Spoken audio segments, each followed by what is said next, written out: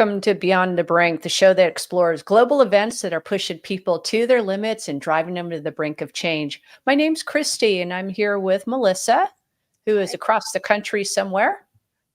How are you? I'm doing great. I'm doing fabulous.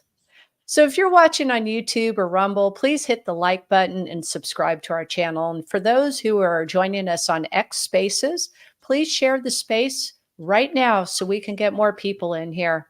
You can catch up on all of our previous episodes by visiting our website, vitabroadcastnetwork.com, or hear us on your favorite podcast platform. Just search for us using the handle @VitaBroadcast. Now, tonight we're going to touch once again on the U.S. debt clock. I mean, that's always an interesting conversation, isn't it? It is. We ran across an article written by Eric Snyder. You may have seen it. It was in George Magazine, and it was quite interesting. There were some tidbits in there that I think both of us had was not aware of, and we wanted to share that with you. It's titled "The U.S. Debt Clock: Ascent to Consciousness." Yeah.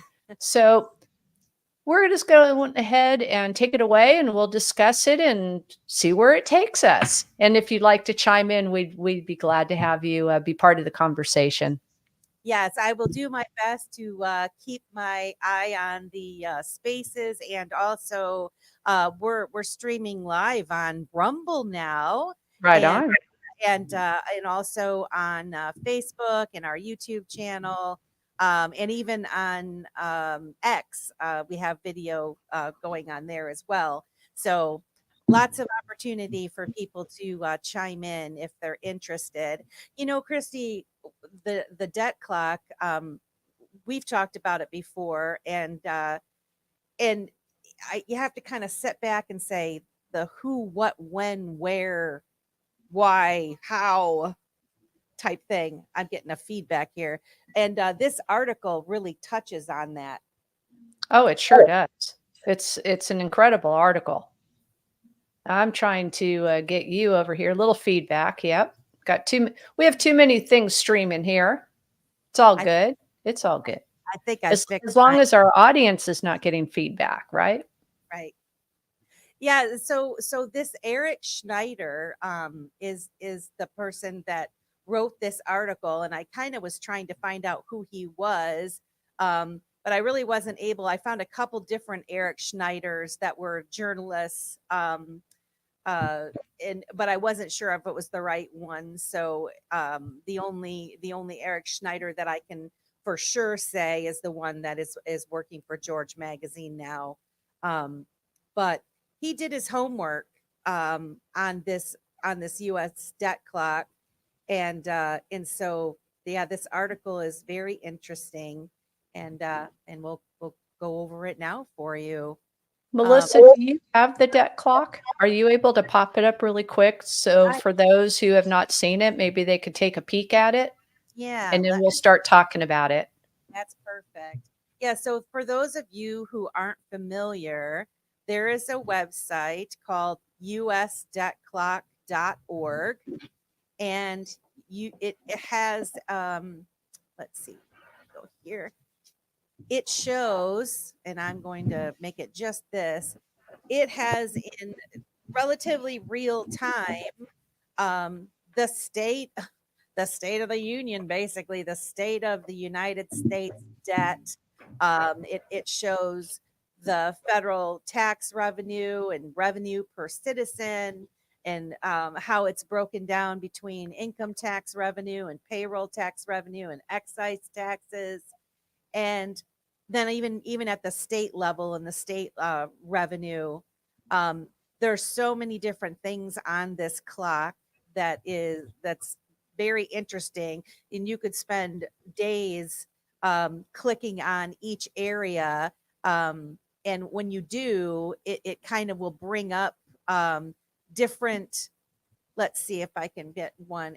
So if you kind of hover over different categories, so this U.S. federal tax revenue, it'll pop up and give you a little information and kind of tell you where the source of that information is. And I think that's really awesome too. I do too. And one of the most staggering numbers there is the national And of course, we have, I don't know, what is it, 8, 9 times that is our unfunded liabilities, which is, I think the last reading I saw was $212 trillion. I mean, this is magic money. This is all this is. You know, Monopoly. You ever played the game Monopoly? I mean, yeah, this is what we're playing here. yeah. Well, and really for many of us that don't give this really much attention because it is overwhelming. You're seeing all these numbers.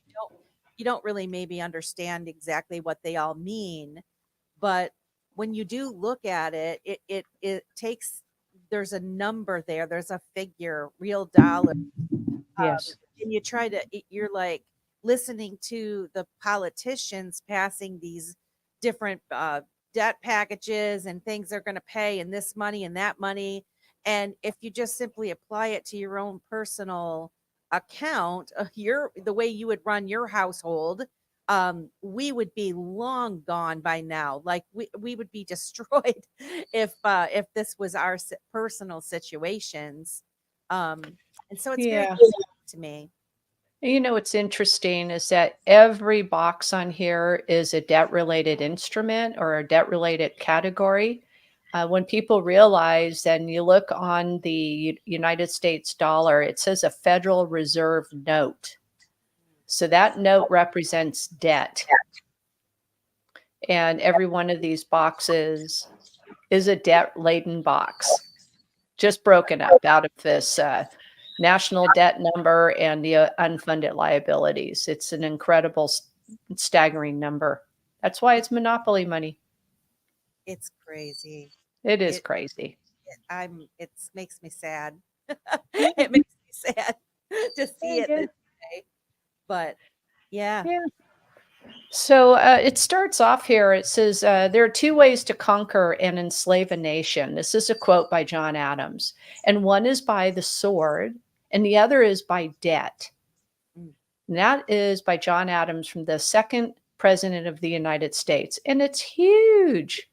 And let's sit and let that marinate for just a moment. I mean, how are we going to enslave a nation? Put us in debt. yeah, yep. That's how you do it. So I mean, that is like the worst because I don't know if how other people feel, but I know that when I'm in debt, or I don't have any money, you almost feel crippled. You yeah, know, it can take your breath away. it breaks you, Yeah. and then at some point you become so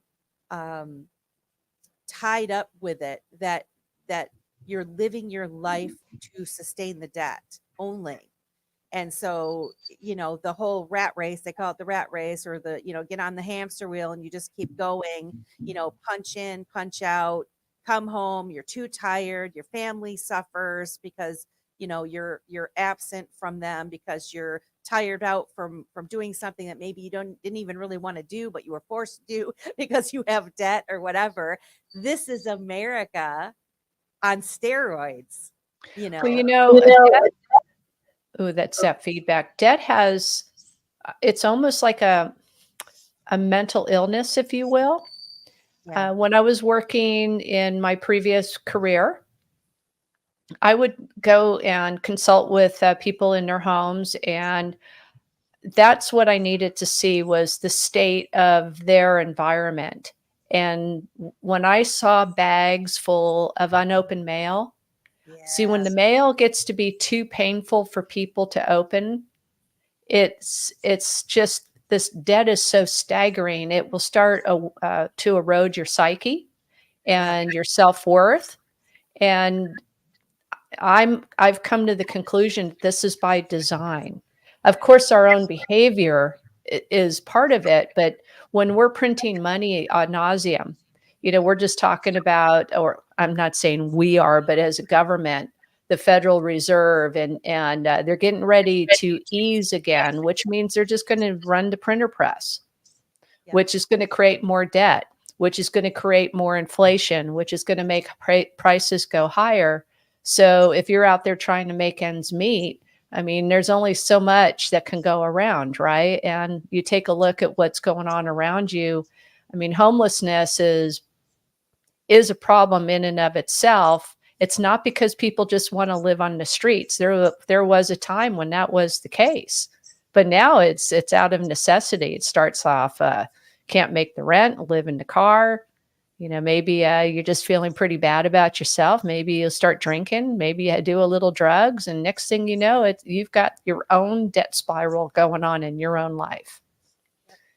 So it's a shame, and I'm so happy that these people put together this debt clock. So I'll get off that little diatribe there. So almost 248 years after signing the Declaration of Independence in 1776, it remains clear that the majority of Americans today have almost no knowledge of the history of our monetary system. I would say that's true, wouldn't you? Yes, it is true. They don't teach it in school. No. And what they do teach is Keynesian economics, which is a debt-based economic system, which is really why we're in the situation we're in right now. While the Continental paper currency was initially used by the Continental Congress during the war, our founders were brilliant enough to fix this monetary fallacy after the Revolution through provisions within the United States Constitution and the passage of the Coinage Act of 1792. Now, coins are real money. By establishing a bimetallic standard, units of measure for our coinage, as well as free coinage at the Mint in Philadelphia, our system was able to protect the people of the Republic from the economic experiences we're now living through today. We're experiencing debasement, inflation, stagflation, deflation, and soon hyperinflation. Yep. With the loss of sound money principles over time, the fiscal well-being of the United States has continued to deteriorate to unfathomable levels. In December of 2023, credit card debt passed $1.2 trillion. That means people are living on their credit cards. Yep. Student loan debt surpassed $1.7 trillion. So if you are in that profession or started school and didn't finish, this is adding to this number. Yeah. And U.S. unfunded liabilities surpassed, here's the number I told you about earlier, a staggering $212 trillion. While these numbers are abhorrent, being able to watch them grow in real time has proven to be an incredible resource. And I'm so glad that we have this resource and we're talking about it tonight. Enter the usdebtclock.org, that's USDC, a website that has piqued my interest as well as, the author's interest for many years. But Eric, especially in recent months, yes. What's the gentleman? Eric Snyder's interest. Yes. He's the one that wrote this article that we're piecing together here. And as of, as the variable changes on the site could indicate a major change to our nation's monetary system is about to emerge. It's very interesting because several days now there was no post on X. I think since February 22nd, there was not a post. And so today is the 23rd and there was, or 25th, and today there was a post. And I'm going to share that picture that they, let's say, hopefully, yeah, I will add this. This is what's on there today. Yeah. Leave the old world behind. And yeah. Wealth is freedom. Debt is serfdom. Yep. U.S. Treasury certificates. USA Treasury certificates. Could this have had something to do with an executive order that was signed a few years ago in the 45th administration? It could. It very well. I'm in the camp that those wheels were set in motion back then. Yes, I do too. Hey, I want to welcome Quincy Butler stopped by the show, and Heather is joining us. one of the channels, and we appreciate you guys stopping by the Yeah. show. Please let us Thanks know. for popping in. So, so this article continues on, and it covers the debt clock history. And William Moore, let's blonde. Let me see your boxing gloves, please. I don't have any boxing gloves, and I'm not blonde. So, all right. So the debt clock history, the US debtclock.org website is an expansive and enriched internet-based version of the popular Durst National Debt Clock that was in New York and the Peterson Foundation National Debt Clocks, which were installed in major cities throughout the United States. So back in the day, they're all over. they were physical clocks that were put up to give the public a view of what the heck was going on. Now, the Durst National Debt Clock was the first of its kind. And in 1989, a real estate developer named Seymour Durst decided it was important for Americans to reflect on the nation's $2.7 trillion debt at that time, 1989, $2.7 trillion debt, with only two data points reported. And the first data point was the national debt, and the second data point was family or persons' shares of the debt. And both the national debt clocks have stimulated much debate. Both of those, there was a lot of debate over it. The Durst clock was especially relevant during the Keynesian economic bust cycle of the housing market in 2008. While physical debt clocks continue to appear throughout the country, it doesn't appear that the Durst family or the Peterson Foundation have any connection whatsoever to the current agent, the US debtclock.org, who we've discovered is John Gary Warner. Right. Now, I don't know. So I will say this: when we first started talking about the debt clock, I did assume that it was the Seymour Durst clock. I didn't really realize that it was a completely different person, John Gary, or we speculate that it's John Gary Warner. It's John Gary and his son, I believe, that are running that.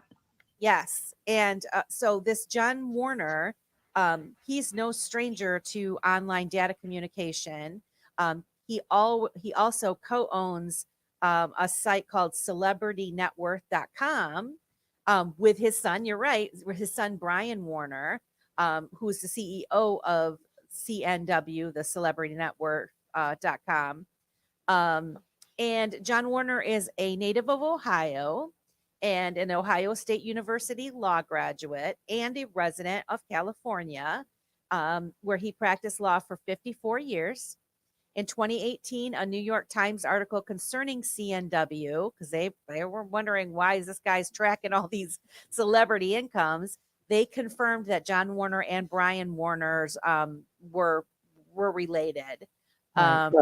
And then, as a family that is active in sharing information with the public, it's no surprise that in July of 2019, Brian Warner also shared written testimony with the House Judiciary Subcommittee on Antitrust, Commercial, and Administrative Law regarding the devastating effects on Google, and in particular has had a web-based business, consumers, and the internet at large through its monopoly of online searches.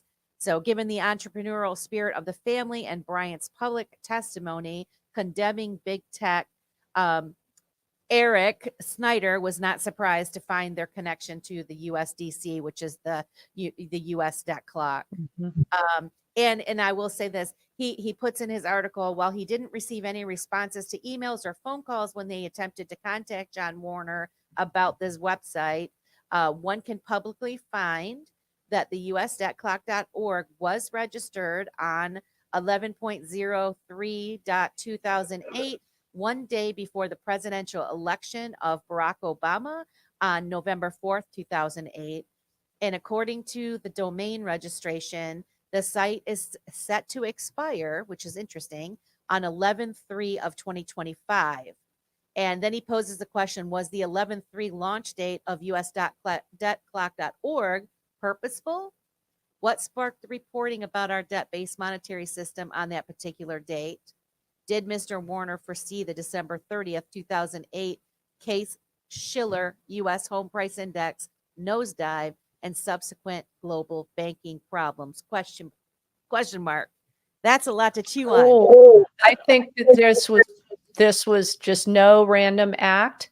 When Barack Obama came in, I think that there are some people who understood what a fundamental transformation of the United States meant, and he said it on his inauguration.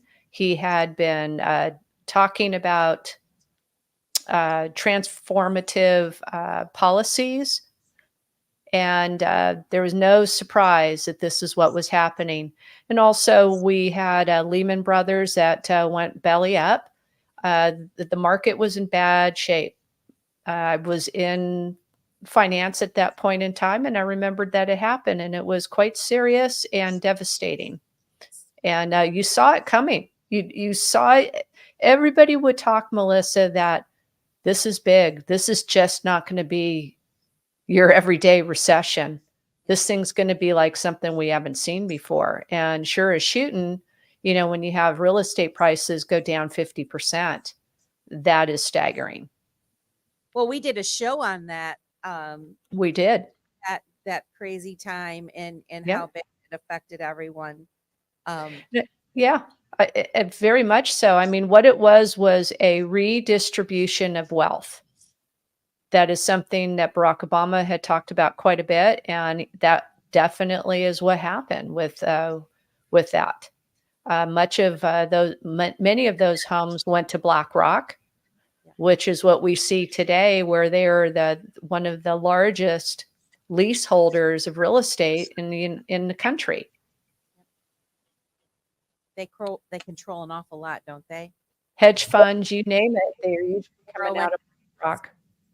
Yeah, and I think it's also interesting too. I don't think the site's going to expire in 2025 because when you look at the debt clock, it says specifically up there when you look at the time machine, it will take you to budget showdown in 2028.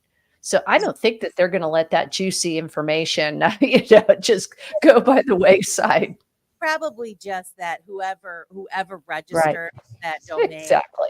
Paid through 11/3. However, I do find the date 11/3 because I see that number a lot floating around. Some people do 3/11. These like in the gematria people and people that do stuff with numerology seem to think that 11/3 is a significant date, and so I don't know these people. I don't know John Warner. I can only speculate that their intentions are good.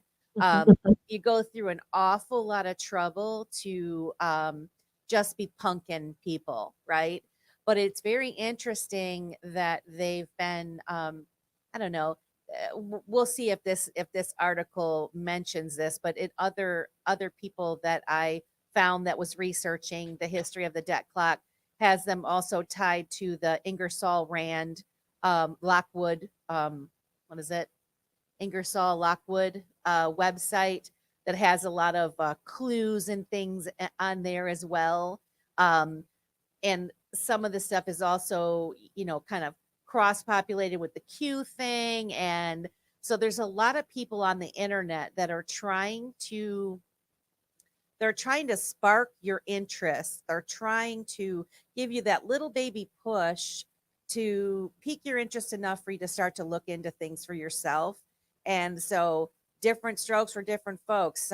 Somebody might be intrigued on what the meaning of a date is, and others might be intrigued by a name of a person associated with something. Whatever gets you to look into this stuff for yourself and start giving it a little bit of attention, I think it is a good thing. And I really appreciate folks that go through the trouble to do this. I mean, they're using their time and their money and their effort to do it. And it's up to us of whether we want to give it any attention.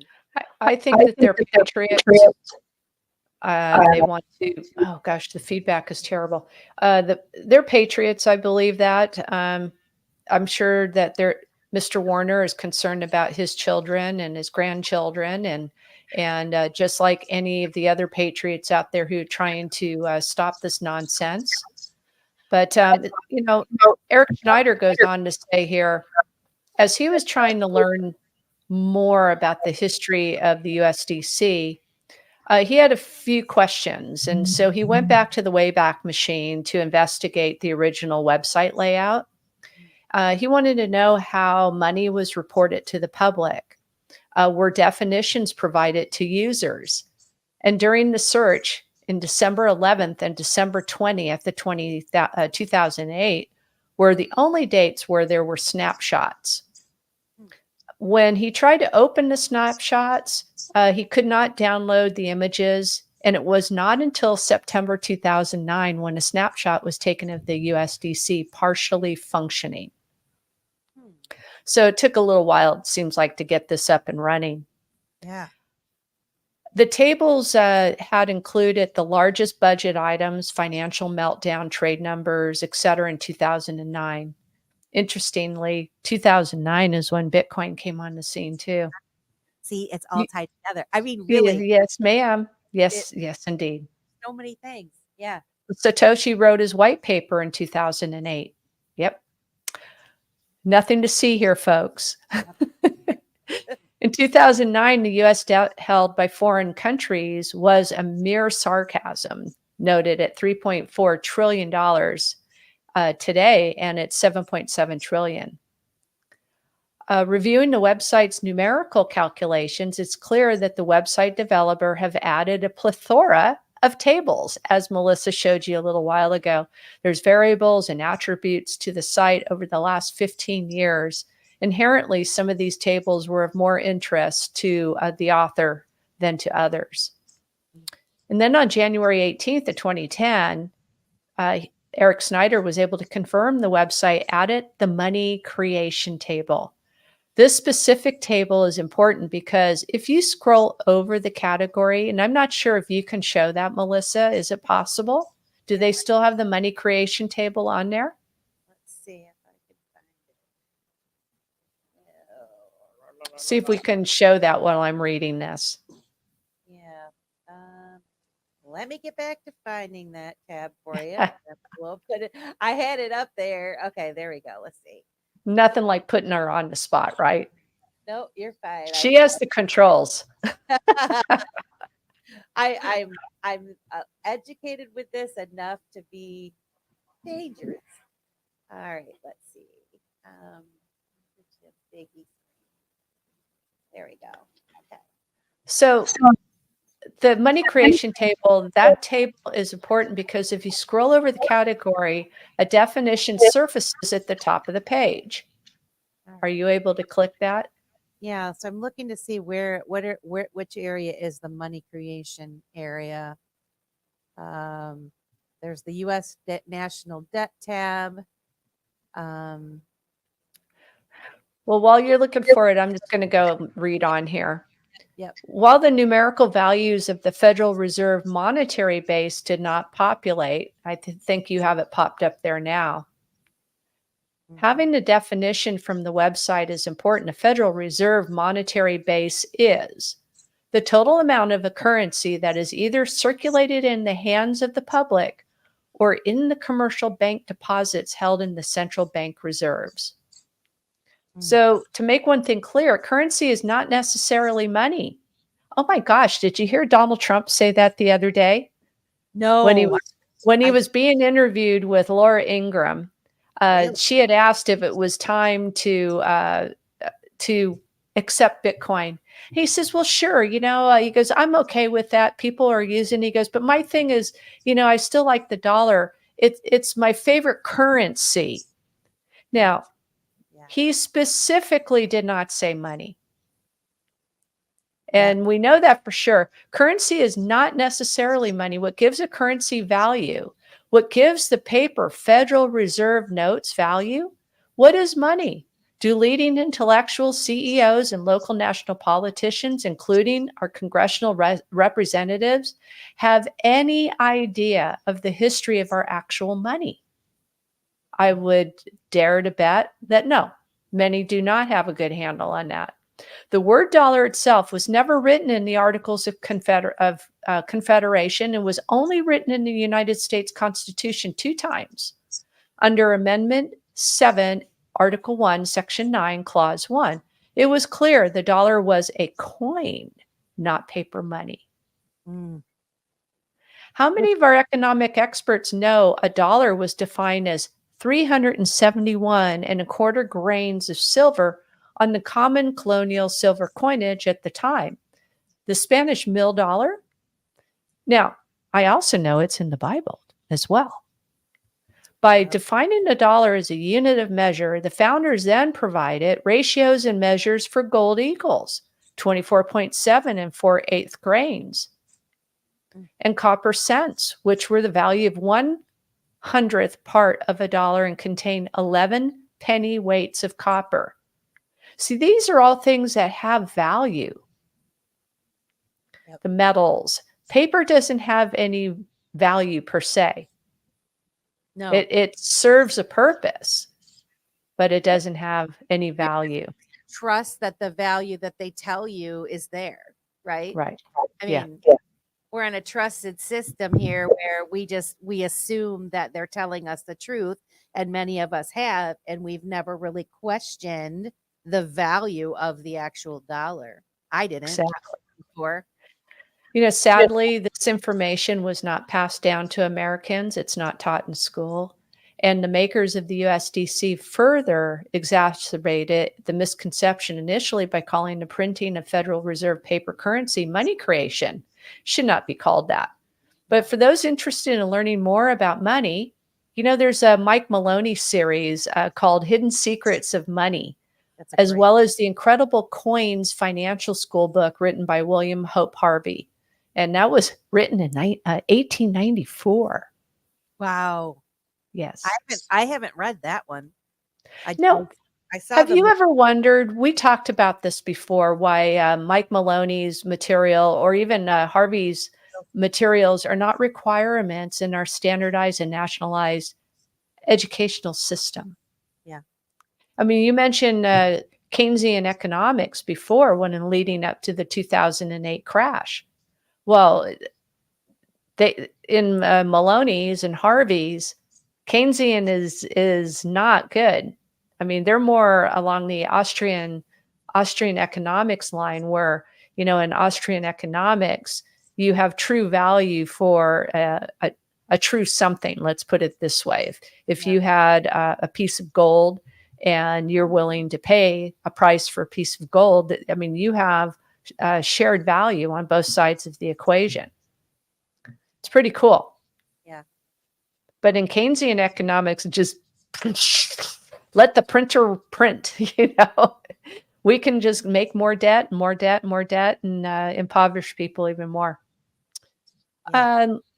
Let's see. Then there was, let's see, go back here.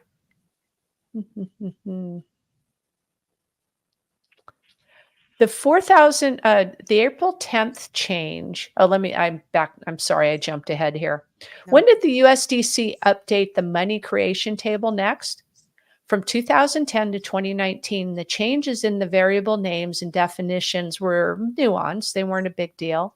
However, in April 10th, 2020, change from the U.S. monetary base, now the Federal Reserve, to U.S. Treasury dollars now, could one day prove to be a significant monetary event. I remember that. That was the day the Mnuchin and Trump were standing in the Oval Office while Trump was signing the executive order. Yep. Was the change of the Warner debt clock a result of March 27th, 2020? The Bloomberg article titled "The Fed's Cure Risks Being Worse Than the Disease" by Jim Bianco during COVID-19. Was it a result of the complex use of corporate law to hide who controls our currency? A scenario of the U.S. Treasury printing or coining dollars at zero interest is very different from the Federal Reserve printing dollars with interest. That's huge. Yep. There's an image that's shown here. I don't know. Do you have a copy of that image? I think you had just popped it up where it said wealth-based, debt-free, non-interest bearing. Yep, I'm going to grab that right now. There we go. There you go. In this image, we should note the website's change in the coloration of the tab, a beautiful gold and silver. But why did the content creator select gold and silver hues? Could physical metal back the treasury dollars? Do the developers and owners have an understanding of sound money? I bet they do. Yeah. Well, and the fact, that Trump had signed that, a lot of people missed that during that time, right? There was so much going on, that was a little tidbit of information that people completely overlooked, and They the thought, media cover yeah, it at they hardly. thought, well, why is he bringing the Fed under the Treasury? Mhm, mhm. Well, some of us who had been studying it back then, we knew, and we were all giddy about it. But we're still waiting to see the actual effects of all of that. I think we all had expected something sooner. But as things have been rolling out, I think we have a clear understanding as to why. One thing I want to say about this before we go on, I know that financial stuff is boring. These kind of topics are not exciting for a lot of people. And they, even reading this, trying to read it, I wanted to listen to it, trying to read it in one setting, and not get my mind distracted. Even me, someone that's into it, is like, oh geez, this is a long article, and I'm pressed for time. I've got to do this, I've got to do that. And so, someone would ask, why are they playing these little games with the debt clock, and they're posting these pictures, and they're doing this thing? They're trying to make it fun for you guys. They're trying to make it fun. They're trying to spark your interest a little bit, Right. make it so it's not so boring, and bring it down on and into a level that is a little bit easier for people to understand. In my opinion, that's my opinion. Right. But anyway, I just had to throw that in there. No, I think it's good. Well, there is no longer a definition provided at the top of the page when one would scroll over the U.S. Treasury variable. Instead, when you scroll over the U.S. Treasury dollars now, a window surfaced with U.S. Treasury dollars in the image that you just showed. Mhm. Now, entire libraries could be filled with books about the historical significance of money being issued by the U.S. Treasury. But more importantly, when President Lincoln and President Kennedy decided to serve the interests of the American people by printing greenbacks and silver certificates. Remember those silver certificates? I have a couple of them laying around. That returned control of the nation's monetary supply to the people. It appears their death sentences were authorized. I certainly believe that. So, what's really cool, if you want additional details on how this may have come about, watch the relatively new documentary film by Ken Del Vecchio. It's titled "For Presidents: Oval Office Conspiracies." I can't wait to see that. I bookmarked this myself. Yeah. While President Garfield and President McKinley weren't included in the image on the USDC website, both of these men also made attempts to reestablish sound money principles to prevent further connivery from foreigners and corruption from within. Now remember, infiltration over invasion. Yeah, that makes sense. Gosh, it just so rings true, doesn't it? It does. It does. So, You want to Chris, take this next section? so the US.clock.org got a major upgrade in 2023. And as if the enormous changes to the money creation tables were not enough, I continued to keep an eye on the USDC with an inclination that there would be more to the story.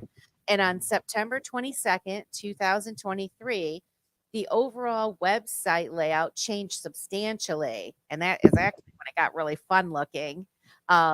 This coincided with the passing of the $33 trillion U.S. national debt mark, which 33 is also a significant number that gets thrown around all over, and it has, significant meaning. The first change was a large spike in the U.S. Treasury dollars in conjunction with the variable language change from U.S. Treasury dollars now, $786 million, to U.S. Treasury dollars 2025, $1.52 trillion. Why the date 2025? And how does the site even calculate the U.S. Treasury dollars of the future? This is what he's asking here. Furthermore, the website added a G7 GDP to gold ratio with a blue background color, followed by the BRICS GDP to gold ratio with a red background color. The ratios are concerning given the fact that the G7's influence globally is waning in comparison to the BRICS nations. This is especially true as we continue to weaponize the fiat dollar by funding foreign wars. Yes, we do continue doing that, don't we? As a response, it's frustrating. We're laundering money, actually. We're funding these wars, and that money's coming back to the United States and is making the weapons. It's doing something. One thing, in my opinion, it's definitely not going for what we think that it's right. going for. And they're just, I don't know. As a response, the BRICS nations have united to challenge Western hegemony with Brazil, Russia, India, China, and South Africa. That's what makes up the BRICS nations, if for those of you who don't know. And they've also extended invitations to Argentina, Egypt, Ethiopia, Iran, and Saudi Arabia to join in August of 2023.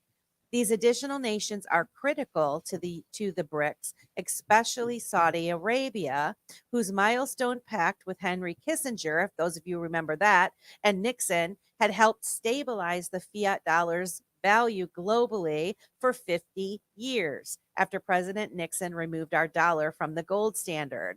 That's still a sting for those of us who understand what that meant when that happened. Right. But what about our currency supply? It is important to mention the addition of the M2 money supply to USA ratio now with a red, white, and blue background. The following definition is directly from the site. How many Americans realize they pay interest?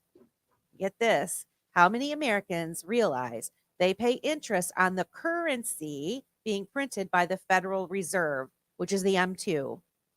Is it a coincidence that at the time of this writing, the ratio is currently 1777 to 1, and that the Articles of Confederation were signed in 1777? Yeah. And there's no coincidences.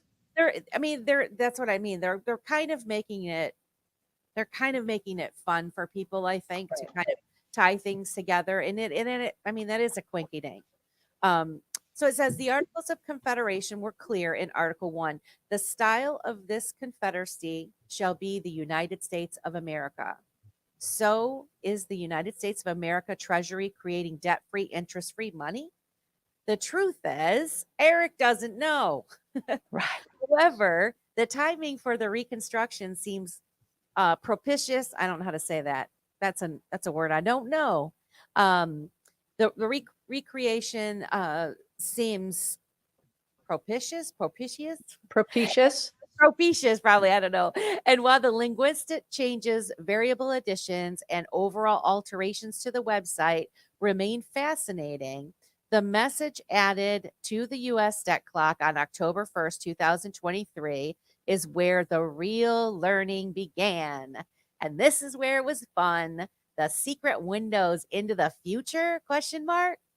Yeah. So, and we started covering the secret window, the Tuesdays and Sundays secret window.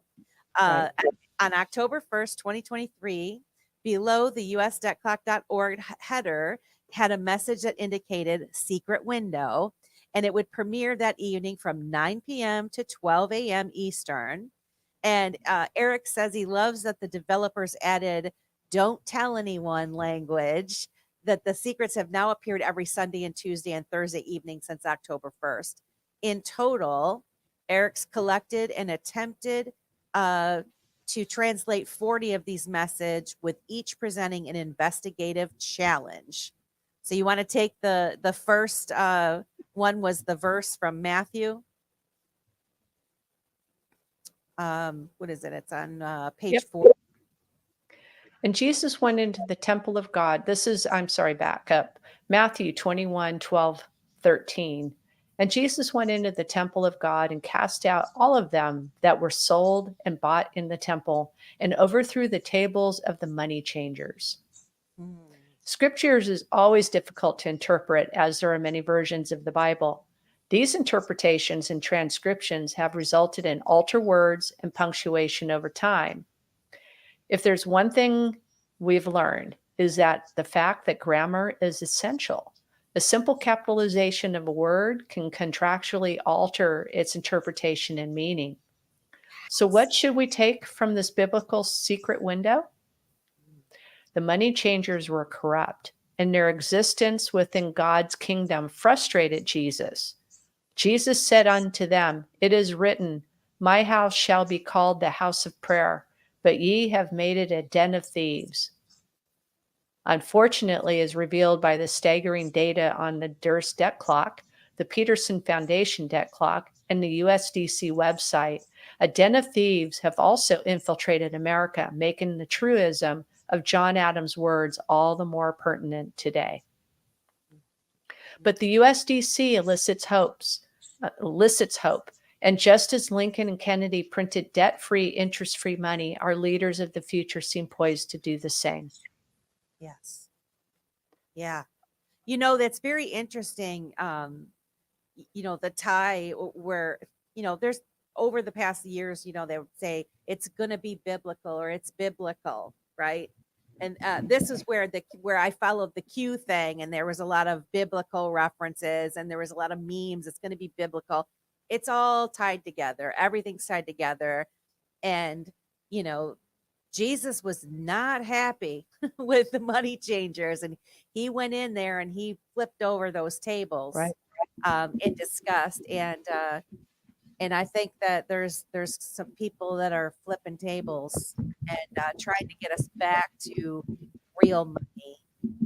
And I hope that I think we're going in the right direction with this.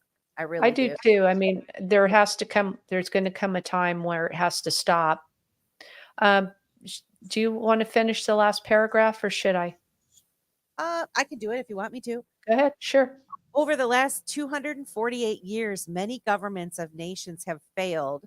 What have we learned through their peril is that ethics can collapse, that individuals can do malevolent acts, and that regardless of the form of governance, the power to print an unlimited paper money will inevitably result in societal degradation.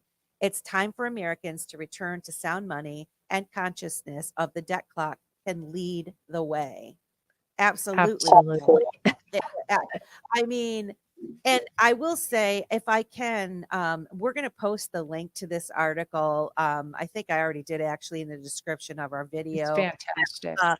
And at the bottom, he has Eric has all of his sources that he used and image citations listed for those of you who are interested to see what this all is about. And I just thank Eric Snyder and George Magazine for putting this together. I hope you guys don't mind that we covered your material.